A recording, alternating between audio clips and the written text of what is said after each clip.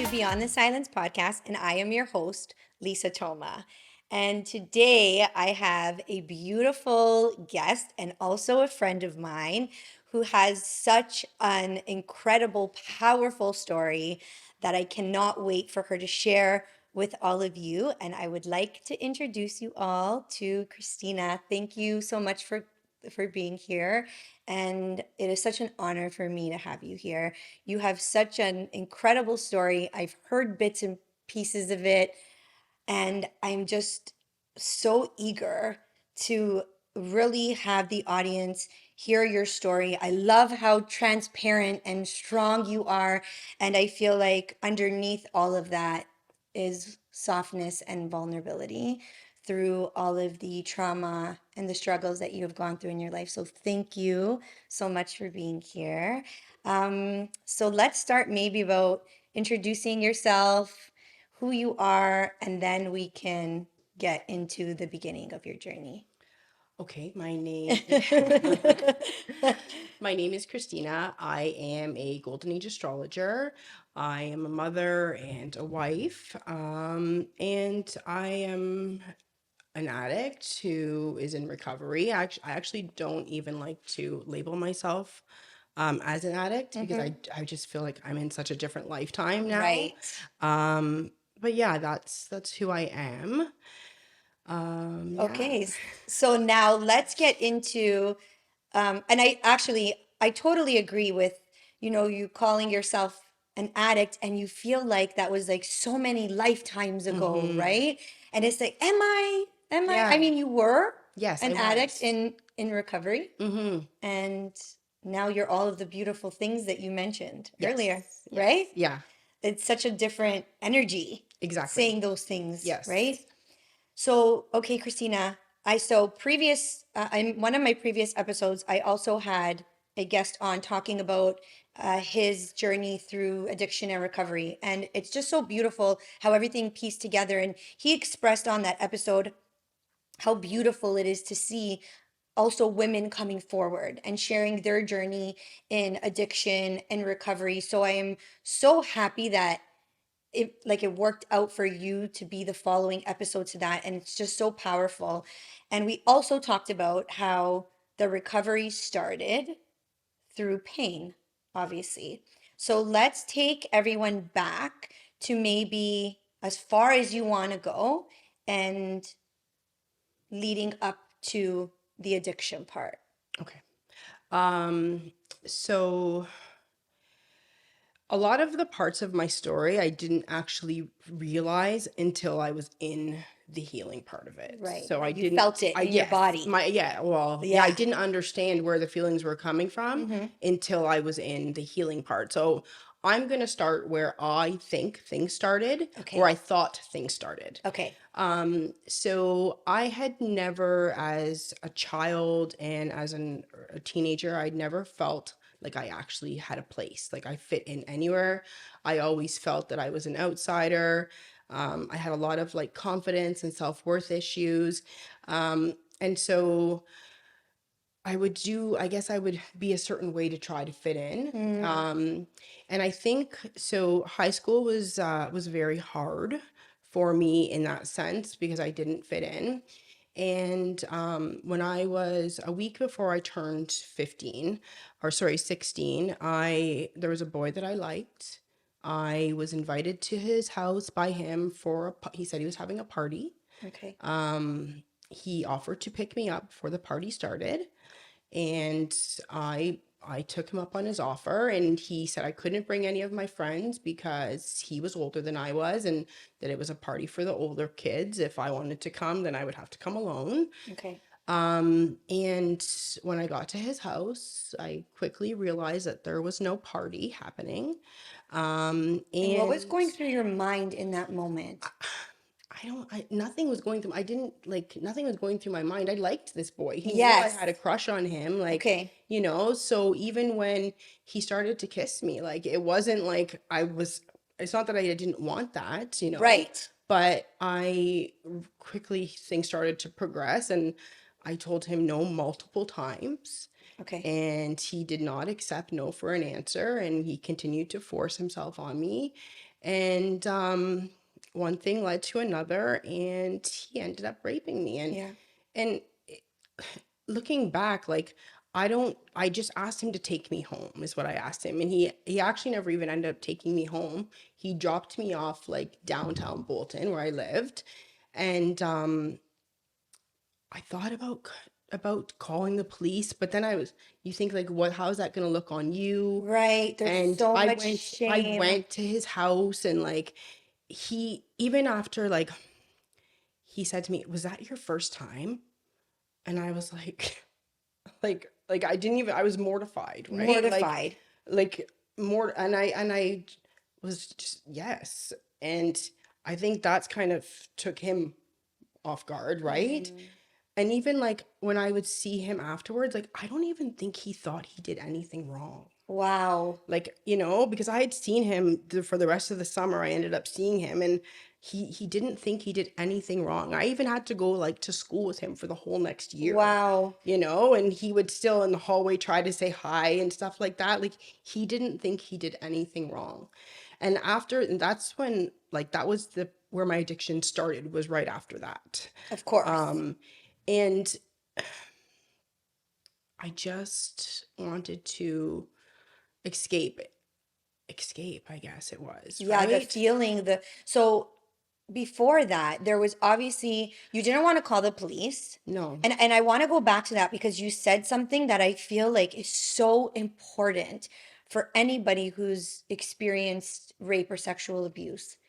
You said you didn't want to call the police because you felt shame, but also that you went to his house. So there Yes. was almost that aspect of, but wait a minute, is it my fault? Like, Yes. was I asking for it? Or is it going to look like, well, why were you at his house then? Right? And Exactly. then Was now, that an agreement because I went there? Like, should I have known? Like, it's right, all of these things. Like, like, am I stupid not to have realized that that's where that was gonna right, head? But like, now obviously I know better, right? Like, I was not in the wrong in any which way there, of right? course. But like, then I didn't necessarily know that. There was a lot of questions.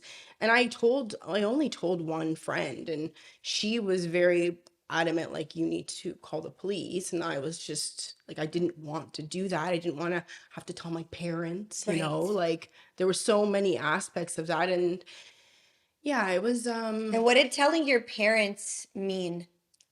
Like, it was it the I embarrassment and think the it was the shame or embarrassment, the shame, like, I already I didn't have the best relationship with my mom. okay. And I had my stepdad. It was just, I just think it was a shame. It Yeah. was, And the yes. thing is that when we experience situations like that where we are in a dangerous situation and now we need to escape in order to complete that cycle, you can't. You're being you're being held down Yes. and now this trauma is literally trapped Yes. in your body, Yeah. right? And there is no safety after that because now you're going through this alone, which is where the trauma actually happens, right? There's no Yeah. resources, your safety, and that's where the trauma and the pain happen because now you're going through the trauma by yourself. Yes. So now you find drugs. Yeah, it was drugs. Like, mind you, like, I had smoked weed before Yeah, this, you know what I mean? Like, I had, but this time was this is different. when I got into the hard drugs, Okay. right? Mm-hmm. It was the ecstasy, Yeah. and then it was the cocaine, and Yeah. then it was the oxys, Yep. and it was just progressively getting worse. And like, I remember friends coming to me and being like, like, you have a problem. And I was just, for me, it just blocked out everything, like, especially the times where it was the ecstasy. It was more like, you were always happy, and it was just different. I could forget about everything. Right. um and so that's where that led. And it kind of led me into a lot of toxic people, toxic relationships, um, trauma bonds. That's what the Trauma word. They're bonds. trauma bonds, Yeah. Yeah. and like, to the point where, like, I just finally released some of those about 5 years ago. Um, But from the drugs came a very toxic relationship, and it Okay. was my first boyfriend. And I met him when I was 19, and Was he right, also a user? yes. Okay. And right from the get-go, like I'm talking 3 weeks in, like he was already becoming physically abusive, Okay. and I stayed because I don't even I go back to that first time he ever put his hands on me. And again, I think it was just like I didn't feel worthy of anything more than Right. that, like I Right. didn't feel worthy of anything more. And like I said, I always had a hard time fitting in. And right from the first day we met each other, it was there. It's interesting because you think it's chemistry, right? And you think your heart's beating and it's racing, and you like that's it, but that's not. That's a signal to like get away, Right. And I I couldn't agree more. right. And But you were so accepted. yes, I was accepted. Right. And and when things were good, they were very, very good, but Mm-hmm. that wasn't very often. Right. And it just got worse and worse. And he was an addict. He had mental health issues on top of that. And things got really, really, really bad. To the point where like I was hospitalized a couple times. He also like took me away from my family, Right. right? Yeah. Because like, and Isolated you. yeah, and even like when I would show up at family events or friends outings, like I was hardly allowed to go out with friends, right? It was he always had to be there.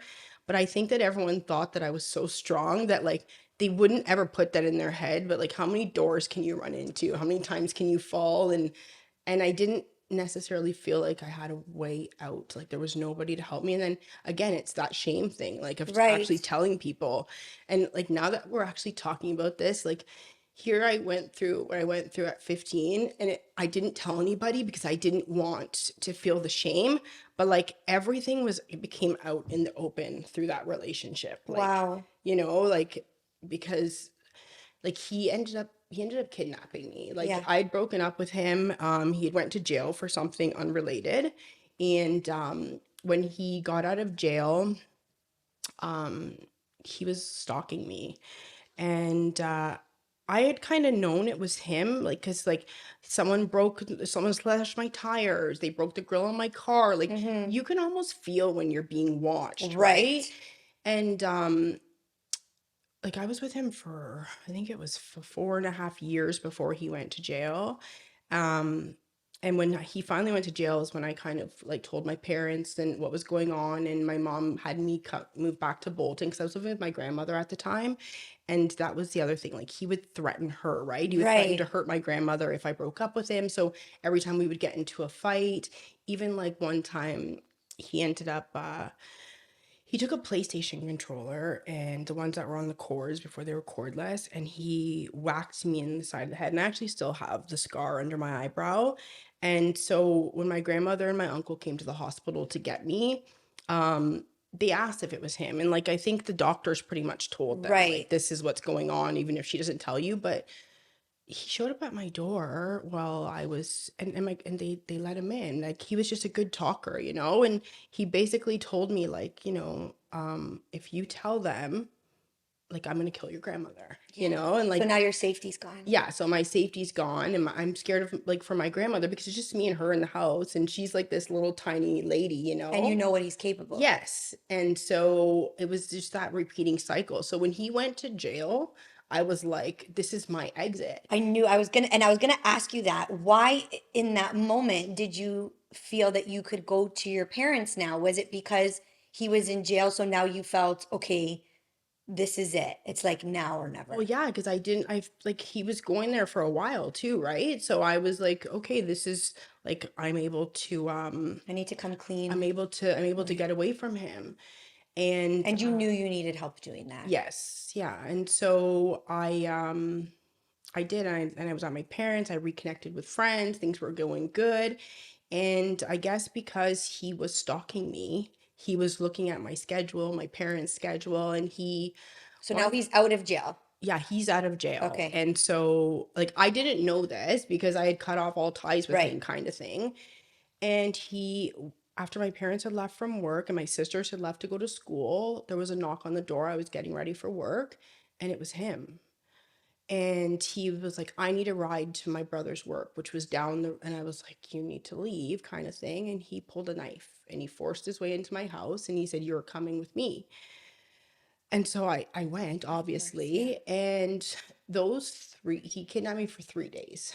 Okay. And he brought me to a dive hotel in Scarborough where he, for 3 days, got high and he beat me, he raped me, to the point where I think something snapped in his own mind where he was like, nobody can see you like this. And so I don't know where he was trying to take me. Um, but he kept just saying like look what you made me do, look what you made me do. And Yeah. I remember like I had really like I was driving my own car, okay, and he's in the passenger seat and he's just hitting me. And I remember like I had really tinted windows, and I remember driving, like we're in Scarborough, okay, so I Right. remember driving past so many police officers and like not being able to do anything, Right. and just feeling so helpless, and like I literally thought he was going to kill me. Yeah. So we were about to get on the highway and we needed to get gas first. So he made me strip down my clothes, and he went into the gas station and he forgot to take the car key.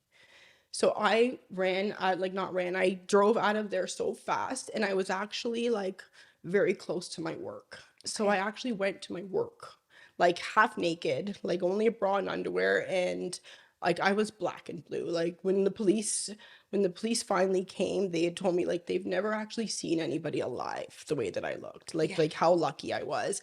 And they arrested him right away, and he ended up going to jail. He got 5 years. I think he got out earlier, but as soon as he got out, he actually, I guess, like he had some disagreement with his mother or whatever, and he lived down the street from her, but she wouldn't let him live in the house. And so he actually walked to her house and he hung himself in her garage. Yeah, Wow. yeah. So there was a like that was like I felt really guilty for that, right? Because I felt like, you know, I played a part in him wanting to kill himself. Like if he didn't have to do that time in jail, and if he didn't, I know he wrote his note and he blamed it on his mother and stuff like that, but I've always like felt that guilt, right? Like, if I didn't put him in jail, he wouldn't be the age he was and feel like he hadn't had anything accomplished in his life, and like, it's just I took on that guilt. Um I think too, like this was it was the same year I'd met my now husband. Yeah. So I think like I also felt guilt because here I am like living my life, and like literally when he was hanging himself, I was getting on a plane to go on vacation. Okay. Right? So I think there was just a lot of guilt around that, and I think that's where my addiction, I took the next step in that, Okay. right? And um Well, now you're carrying the guilt yeah. from so many things, not just that, Yeah. right? Yeah. Now you're carrying the guilt from this feeling of unbelonging that you've already felt as a child, which you didn't understand where it came from, Yeah. right? And we can go into that if you'd like, Yes. after realizing what it was. And then now you're carrying the guilt from your first rape experience. Yes. Now the guilt of addiction, right? Because Yeah. Yeah. there's so much shame and guilt behind addiction, which is what keeps people in the cycle of it as well, Yeah. right? Um, but anyways, I had got out of rehab and everything was fine. I thought it was. And I literally just went to go fill up my car with gas, and I just ended up seeing someone that I used to use with. Oh, and it And triggered. yeah, and I went up to his car and I could tell by like where he was parked in the gas station that he was obviously waiting for somebody, right? And I'd asked him like, do you have a pill? And he was like, no, but I can get this other stuff and it's just like pills, but you just have to do way less. It was heroin. Yeah. So I ended up doing heroin with him. And when we went to go our separate ways, I like was driving. Like I'm so that's something I feel very ashamed for, Hmm. driving in that condition. But I was driving, and then I got to Rutherford and Highway 50, and I guess I realized that I was nodding out and stuff like that. So I pulled in behind the gas station, and this was, I don't know what time my husband found me at, but he literally was in bed asleep. And he woke up and got in his dad's car because I had his car, and just started driving around looking for me. And Wow. he had called some of my friends, and they're like, no, we haven't seen her. Like, she wasn't with us. So he started to panic. And somehow, like, he was driving up, even though that wasn't the way he would take normally to go to Bolton. He for some reason turned down Rutherford, and he actually seen his car Behind the gas behind the station. gas station. And like it's Wow. like he was led right to me, and he Right. doesn't know how it happened, like, because usually he would take Well, Nashville, there you was no know? like GPS and Yeah. find my Yeah, iPhone yeah, at that exactly. time, right? So he when he got to the car, I had all the doors locked, but he could see that I was unresponsive. So he had to break one of the windows, and he pulled me out of the car and called the ambulance. And then I was brought to the hospital to pump my stomach and whatnot. And that was like a whole experience in its own, because like, he comes from a pretty straight arrow Right. family, and like I lived with them, and to try to explain all of that, even like the whole rehab thing, right? Like they Right. thought I was away at work, and They didn't know. Yeah. no, And then now there's so much shame and embarrassment yeah, behind that as well. yeah. So, you would think that that would be the end of my using, and it wasn't. Um, I actually stopped using when I decided to when we got pregnant. So we Right. decided to have my son in 2016. I guess I got pregnant in Mm-hmm. 2015. We had him in 2016, and I did not use throughout my pregnancy. That was just a Yeah. non-negotiable for me. And like I thought, okay, I'm in the clear, and like, and then about 6 months after having my son, I was like on a very spiritual path, and I think I started to awaken certain aspects of myself. Well, parts of yourselves that were Yes. so suppressed Yes, because of the of the drugs. addiction. Yes, yes. And then I basically I freaked out. I Of got a little course. scared, and I relapsed when my son was about 6 or 7 months old. Yeah, you know what? I have to say that the healing journey was definitely more painful than the trauma itself because this is Yeah. loads and loads of stuff that you have to deal with all at once. Yes. And the fact, like, I didn't even realize part of the reason why, like, okay, yes, I was raped, but like long before that, I already felt the unworthiness, that Right, I didn't belong. Like, so I didn't know where all of these feelings were right. coming from.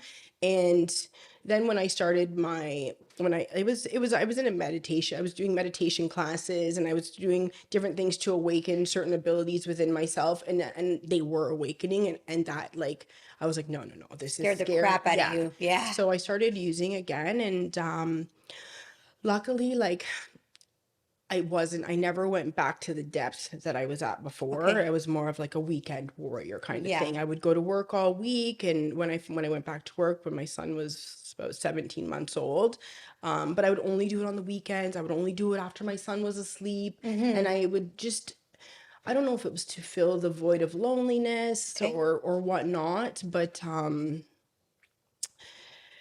then after I went back to work, I got a really good job, and I thought like I had a really good job because Yeah. it's what I wanted to do, you know. Uh, I wanted to be in the corporate world, and Right, and do that. And I'd had a by those standards, I had a great right. job. But like I said, I was a weekend warrior. I would Yeah. still use on the weekends. I would just, do all my mom stuff and whatever I had to do. But most of the weekends I spent like pretty much like a write-off. Okay. Um, and then my husband and we bought our house. And during that time, like, I always knew that like my son, like, was my, like, that pregnancy and that was my longest stint of sobriety. Okay. So I was like, I need to have another baby, because Ah, I just want to get to that place again, right? But I right. need that baby to keep me sober, because I would never use while I was pregnant. I know some people do, and there's like I'm not judging anyone, Right. but that was just never going to be me, Right. right? And I know this now why that is, but then I didn't. I just know that I needed that baby because I needed that clean time so I could start over again and try to do this again. And we had a few miscarriages. I wasn't able to get pregnant. And then it was the 2018. My work always gave us like a 2 week break from Christmas until January 1st, or that first week of January. And I literally went on a 2 week bender, like every single day, Wow. all day. And then, Because you didn't have to show up yeah, for I didn't have work. to show up for Right. anything. It was Christmas. Everyone was partying. Everyone was drinking, Right. and The so, holidays. yeah. And, but that was probably the worst that I had been in years And your during, son was around 2 at this yeah, time? yeah. Okay. He was around 2. And, like I have my mom, I have like my sisters and my mom and stuff. So I always had help with him Oh, and for sure. stuff. You Yeah, know what and I and mean? your Yeah. husband. And Right. yeah. So I always had help with him. So he was always safe and stuff, Yeah, of course. Yeah. But I don't know what it was that January 1st, I woke up and I was just like, I'm done. Yeah. Like I'm done. And the thing is, like, I'd said that before. Okay. Like I've said Yes. that so many times before. Um, but within like 3 days of that, I got really, really sick, like to the point where like I had to go to the hospital and take like some type of steroid. My sinuses were so inflamed, and I think it was from using, right? Wow. Yeah. And then a couple weeks after that, I found out I was pregnant with my daughter. Wow. Yeah, and it was like by far like the pregnancy was horrible. Okay. But I literally never ever thought, and I have never thought about using drugs since then. Since then, Yeah. wow. And like I still like I don't smoke weed or anything Yeah, now, yeah. but I'm saying after like I did, but I'm talking about hard drugs. Like Yes. even drinking, like I don't even drink, like zero desire to do any of Yeah, that. wow. And and I think it was her. Like it's actually quite interesting because my daughter's like a very special little girl. She is. And and I truly believe that like it was her frequency that was in me that was raising my frequency, right? Well, wow, so powerful. And now that you brought that up, do you want to bring up that same in utero experience maybe that you had? Yes. Yeah. So she prompted my healing journey. Right. And when I started to um okay, so I had her, and I had her in 2019. A couple months later, it was the pandemic. Right. And I think that because I was already off and everything that was going on, I just started to awaken parts of myself, and I started to see the world and see everything just very, very Right. differently. And so I actually kind of dove into astrology, but Okay. it wasn't typical tropical astrology. And the lady that I worked with, she looked at astrology as a tool to liberate and heal. Okay. So as I was learning that, I was learning my chart, and it's called the path to liberation. So basically, I started doing chakra work, and I started doing like different types of healing modalities based on what was available to me through my astrology. So as I was doing the chakra work, I had known this from the time I was 22. I went to go Okay. see a psychic at 22, Okay. and the psychic told me that my mother had been through the same experience that I had been through in order for me to come earthside. And Okay. I was like, what do you mean? She's like, you because I told you I had a bit of like a tumultuous relationship with my mother, Hmm. and a lot of it was because she wouldn't really give me answers about my biological father. Okay. So he passed when I was 10. Nobody told me until after the field. Like there was just so many things, and I would never let up on her. Like I wanted his name. I wanted to know. I wanted, and she would never answer anything. She just froze, and so it caused a lot of rift between us. For So sure. what the psychic was telling me was that my mother was raped, and that Okay. I needed to just leave her be. Let sleeping dogs lie. And that you were a product of That I that. Right. yes, Okay. yes, that I was conceived through rape, right? And Okay. so when I went back to tell my mother this, like my mother was so upset, and she actually blamed my grandmother and my aunt. She thought they told me. But I was like, no, Wow. like a psychic told me. And she was like, what do you mean? Anyway, she refused to talk about it still at that time at 22. Mine, and I was in the midst of like a pretty bad addiction. Right. So it was like just almost like a thing of like a fleeting moment And kind of now you're in thing. addiction and now you're finding this out as At well. 22, yes. Right. Yeah, and I don't even think it hit me as hard as it did until I got sober. Right. And Of course.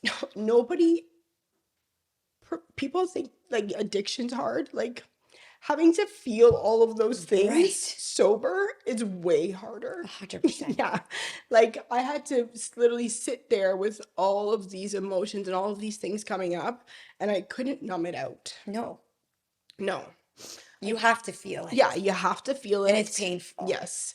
And so when I started doing like the chakra work and like realizing that like, there's some huge issues within that root chakra, and then, understanding the time frame, and I had to like sit down with my mom and be like I understand that this is hard for you, but I need to know things Right. because, you know, I had like yes, I was born to a teenage mother. She was 15, but like Wow. I had my aunt and I had my grandparents, and then my mother got married, and I had my stepdad and my sisters, and like I was loved. Like I didn't understand, why do you feel so unworthy? Why do you feel like you don't belong? Like you had a loving family, Right. right? And so she had told me that, um, she explained the story. She went to a friend. It was my biological father was a friend of one of her friend's older brothers. Okay. And, at that time, like, her parents weren't open with her about sex, and she didn't really know what it was, and she'd never had sex before. Right. So, when that man wanted her to sit on his lap, and she She didn't had no really idea. understand Right. what was happening. And the next thing you know, she is pregnant, and my grandparents kept trying to make her have an abortion. So here she is, like going to abortion clinics and having to run away because she was like, I like, as much as she didn't know what was going on, she knew that there was a baby growing inside of her and that she didn't want to kill it, right? So she said she spent most of her time on her bedroom closet in the fetal position crying, and While just she was not pregnant. while she was pregnant, yes, and just not understanding like what was going on or why this was happening to her, and and that her parents just wanted her to get rid of this baby, and like they didn't, so it was just, she was afraid, she was extremely afraid, and none of her friends were allowed to be her friends anymore. Right. And even at this point, like my grandparents didn't know that I was mixed either. They didn't know that my biological father was black. So they had actually put me up for adoption. And back in those days, when your baby's up for adoption, like that baby is born and you take that baby away, the mother doesn't get to see the baby. And so my mother gave birth to me. They took me away, and there was a nurse, and she could see how emotional my mother was, and she was like, "This is your literal only chance. Do you want to see your daughter?" My mother said yes, and they brought me into her, and she never let me go. Wow. Yeah. So it was and then she had to, like, when I was born, I had rubella when I was born. So I was very pale. So my grandparents didn't even know that, like, I'm sure I had some features, Right. but they didn't actually know that I was black. Okay. And she said that my grandparents came in and they fell just as in love with me as she did. And I had always had like my grandparents loved me so much. Like I would have Grandparents were never, the yeah, best. I would have never known that, like, they were trying to make her have an abortion. Right. Like, Right. like, Right. but clearly my body knew that. Like, and I didn't realize how much the experience, like your womb experience, most people think your baby's life, like once you have that baby, Yeah, and that's where that's their when trauma experiences begins, start. and but it's so much Yeah, it's deeper in than their that. cells, literally. Yes. Okay. Wow. Yeah. That's so powerful. Okay, so now going forward, Yes. tell everyone you took all of those experiences, you dove into astrology. What is it that you do now? You read people's birth charts. Yes. So it's not just that I read their birth chart. So I look at astrology in a very different way. Yeah. It is a map. And there's many different ways it can be read. So you have your tropical astrology, which is a karmic wheel. Okay. And that is all of your healing work, your karma that we've come into this lifetime. But if you were born at this time in the world, you're meant to evolve out of that. Wow. And it's through doing the work that is laid out in the tropical chart. And then you get to evolve into what's called true sky. And most people don't even realize that your tropical chart is not what's actually happening in the sky.